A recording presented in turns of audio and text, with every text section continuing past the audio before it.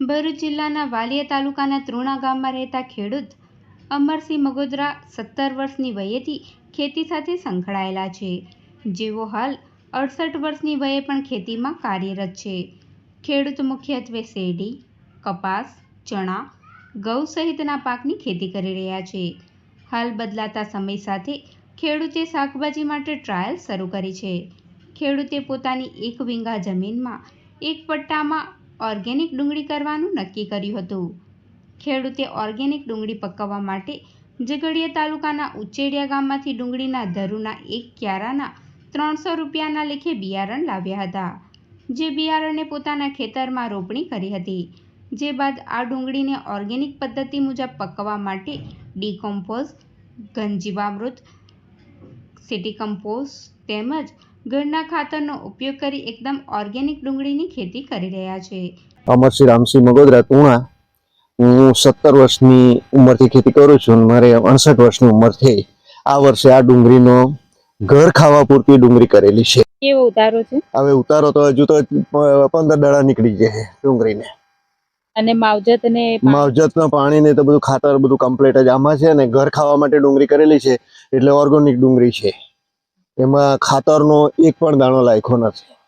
અને બિયારણ ક્યાંથી લાવ્યા? બિયારણ ઉચેડિયા છે. શું ભાવે લાવ્યા? એ તો લગભગ એનું કિયાણું જ આવે 600 રૂપિયાનું એક કિયાણું, એ રીતના આવેલું 300 રૂપિયાનો. એ લોકો એને છે ને પદ્ધતિ જે ટાઈપની કે કિયાડામાં બનાવે ને તેને પછી કિયાડો આટલા નો છે એટલે લઈ જાવ તમારે, એ રીતના ચાલે. માવજત માટે શું વાપર્યું?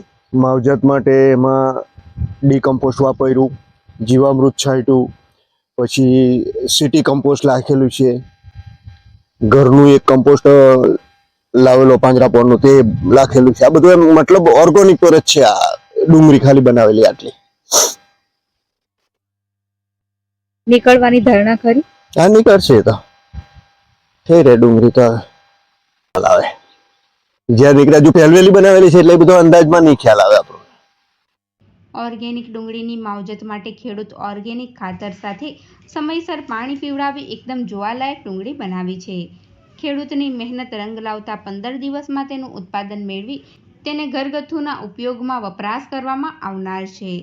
ઓર્ગેનિક ડુંગળીની ટ્રાયલ ખેતીની ત્રુણા ગામના ખેડૂતે સફળ બનાવી અન્ય ખેડૂતો માટે ઉદાહરણરૂપ ખેતીની પદ્ધતિ પૂરી પાડી રહ્યા છે, જેનાથી ઘરગથ્થુ સાથે તેની મોટા પાયે ખેતી કરી આર્થિક સ્થિતિ સુધારી શકાય તેવો અન્ય ખેડૂતો માટે માર્ગ ચીંધ્યો છે.